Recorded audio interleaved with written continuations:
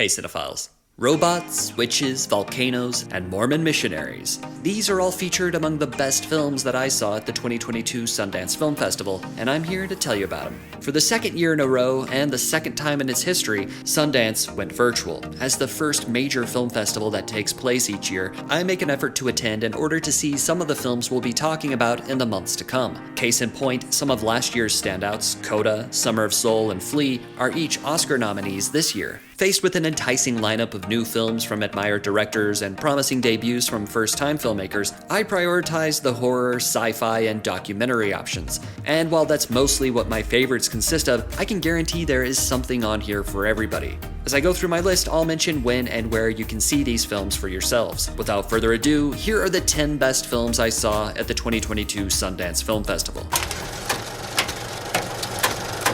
Number 10. Master. This horror thriller stars Zoe Renee struggling to fit in as a freshman at an elite New England university built on the site of the Salem witch trials. Not only does she have to navigate daily life as one of the few black students at a predominantly white school, her assigned dorm room is haunted AF. What further sets Master apart is how it widens the scope of the protagonist to include two members of the faculty, Regina Hall as the newly appointed Dean of Students, and Amber Gray as a literary professor on the cusp of obtaining tenure. Through their experiences, we glimpse a fate that might await Renee's character. Beyond the supernatural is a real threat that is oppressive and systemic. While it's guilty of succumbing to horror tropes, Master still makes for a striking feature-length debut from writer-director Mariama Diallo, and I highly recommend you enroll yourself when it hits Amazon Prime Video on March 18th. Number 9. The Mission. This is a chronicle of 4 Utah teenagers who embark on a proselytizing mission to Helsinki, Finland for the Church of Jesus Christ of Latter-day Saints, more commonly known as the Mormon Church. As a former Mormon missionary myself, this doc immediately caught my eye and, frankly, my suspicion. But I was relieved to discover that it is neither propaganda nor a hit piece. Journalist turned filmmaker Tanya Anderson adheres to the observational tenets of the documentary form, following the young men and women before, during, and after their years of service, giving the viewer ample time and material to make up their own mind. Look, I had a lot of thoughts and feelings watching the mission, more than I could possibly get into here, but I'll sum it up with this endorsement. I'm often asked what my mission was like, and while every missionary's experience is unique and varies wildly based on where you're called to serve, I'm glad this film exists so I can recommend it to those interested in seeing the physical and mental toll that a mission takes on young adults. It's impossible to truncate 2+ years of blood, sweat, and tears into 90 minutes, but this is a fair glimpse into that world. Unfortunately, the mission has not yet been acquired for distribution, so no word yet on when or where you can see it for yourself.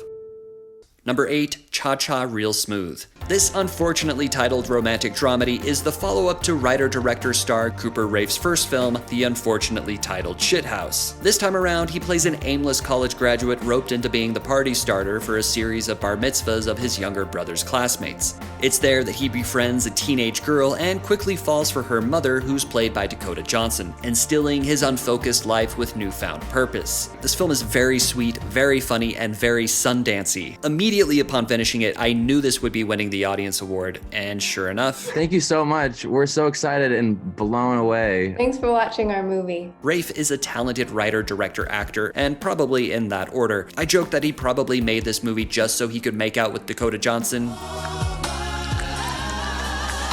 But hey, people have made much worse films for much worse reasons. On that note, I look forward to his next film where he casts himself opposite Julia Fox. I don't know, I just made that up. As with last year's Sundance breakout, Coda, Apple swooped in and made the single biggest acquisition of the festival, buying Cha-Cha Real Smooth for $15 million. No word on when they'll release it on Apple TV+, but if Coda was any indication, and it worked well for that now Best Picture nominated film, it'll probably be this summer or fall. Number 7. The Exiles. In 1989, documentarian Christine Choi started filming the leaders of the pro-democracy movement that fled China as political exiles following the Tiananmen Square massacre. Now, over 30 years later, she's finding closure, both as a filmmaker and a proud Chinese woman. Choi, a Sundance veteran herself and an Oscar nominee for Who Killed Vincent Chin, sits center stage for an ongoing interview before hitting the pavement and tracking down where those titular exiles are today. She might smoke like a chimney, drink like a Russian, and swear like a sailor, but her outlook on China and America and the tensions between them are refreshing, sharp, and vital. After a prolific career behind the camera, Choi now teaches film at NYU, and The Exiles Exiles is actually the feature-length debut of two of her former students, Ben Klein and Violet Columbus. They cleverly weave the old footage with the new for an informing, entertaining, and emotional profile. The Exiles won the Grand Jury Prize for US Documentary, but given the subject matter, it may have a difficult time finding distribution. No word yet on that front. Number 6. Navalny. In August of 2020, a plane en route from Siberia to Moscow had to make an emergency landing in order to save the life of one of its passengers, Alexei Navalny, the outspoken Russian opposition leader, lawyer, and anti-corruption activist who has been labeled the single biggest threat to Vladimir Putin. It was later discovered that Navalny had been poisoned with Novichok, the same nerve agent used to eliminate other opponents of the Russian government. This documentary finds the polarizing figure in between a rock and a hard place, after surviving the assassination attempt and before returning to his motherland to meet his fate. The Foundation is an intimate and illuminating interview with Navalny while it charts his rise to fame, his problematic past, and his family life. The doc also features the most jaw-dropping prank phone call ever captured on film. Given the world news headlines at the moment, this film has a remarkable sense of urgency and shares a trait with the most groundbreaking documentaries in that it makes you feel like what you're watching is the most important thing in the world. Adding to the allure was the way this film was announced for Sundance. Midway through the festival, this was unveiled as a secret screening competing in the US documentary category, for which it would go on to win the Audience Award. This film was produced by HBO Max and CNN Films, and you should expect to see it on those platforms sooner rather than later. Number 5. Something in the Dirt. This marks the 5th feature from Justin Benson and Aaron Moorhead, a writing, directing, acting, editing, cinematography, and producing duo that over the last decade have become the patron saints of DIY genre filmmaking. This time around, they chronicle what happens when two neighbors make a supernatural discovery in their Hollywood Hills apartment, setting them down an intoxicating path of the scientific method, documentary fame and fortune, and conspiracy theories galore. It's primer by way of Murder Death Koreatown, and it's one hell of a ride. The closing credits proclaim, "This film is dedicated to making movies with your friends, as everything that comes before sparks the imagination and spreads the infectious inspiration found in the overlap of film lovers and filmmakers." If you've seen and liked Benson and Moorhead's previous films, you know what you're in for, and you're in for a treat. If you haven't, get caught up with one of the most fascinating filmographies on the American independent scene before XYZ Films releases Something in the Dirt sometime in the future. Number 4. Speak No Evil. A Danish family visits a Dutch family they met on a holiday. The rest is history. Do you love the films of Lars von Trier? Do you love the films of Michael Haneke? Do you love the films of Ari Aster? If you, like me, are a sick and twisted puppy, I dare say you will be well fed by Speak No Evil. I am really hesitant to say more, but I will say this much. Morten Burian and Sitzel Simkoch are incredible in this and somehow sell the inconceivable moments. That said, for my own ability to go along with what was happening, the film becomes less rooted in actuality by a certain point and more of an allegory. I suspect aspects will be a hang-up for many viewers, but I feel this interpretation may serve others well. Writer-director Christian Taftrub expertly breadcrumbs the audience along this horror comedy of manners, piling each end with the dread of inevitability. Sorry for the mess. Oh, it's nothing. It's gonna get much worse. I cannot wait for more people to see this when Shudder releases the film in late 2022. Number 3.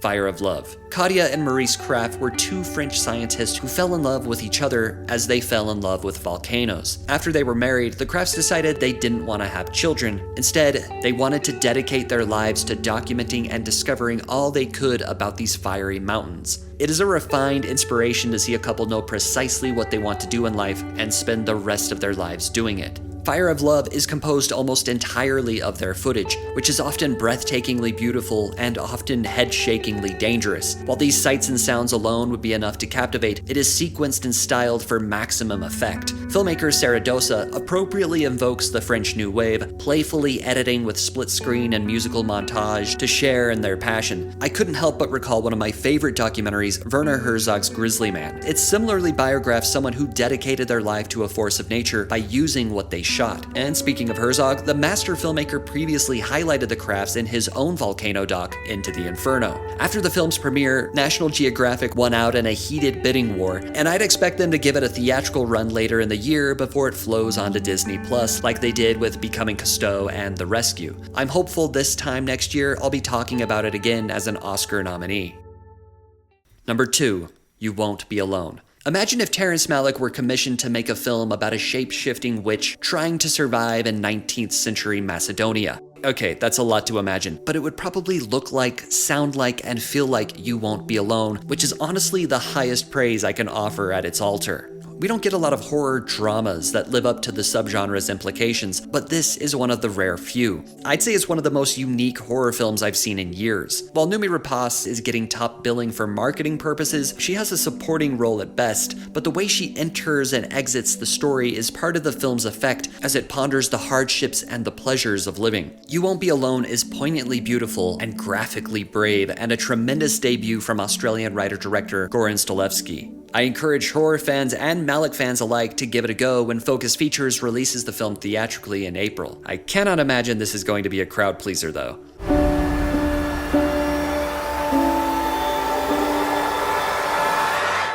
Number 1.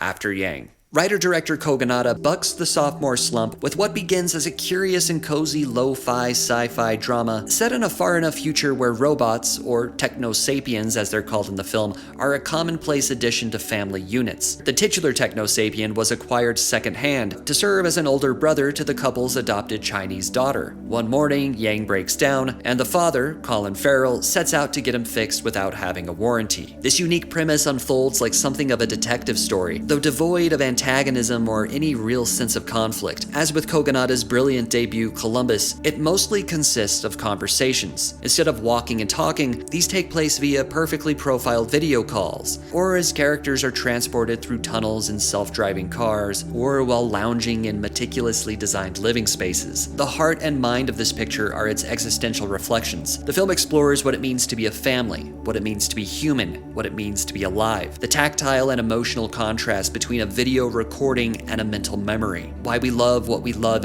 why we love who we love. After Yang is theologically, philosophically, and cinematically transcendent. It's the best film I saw at Sundance, and you can see it for yourself when A24 simultaneously releases the film in theaters and on Showtime on March 4th. What are you watching?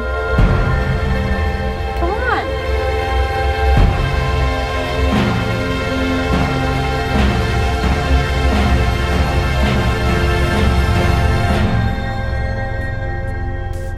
And those are the 10 best films I saw at the 2022 Sundance Film Festival. You can check out my entire ranked list and reviews of all the films I saw at Sundance over on Letterboxd. Which of these films are you most excited for? Or if you were also able to virtually attend the festival this year, what were your favorites? Let me know in the comments below. I'll see you down there. If you enjoyed this video, please give it a thumbs up. Subscribe to Cineflect for video essays, film lists, and more. I got this! And click that bell next to the subscribe button if you'd like to be notified anytime I upload a new video.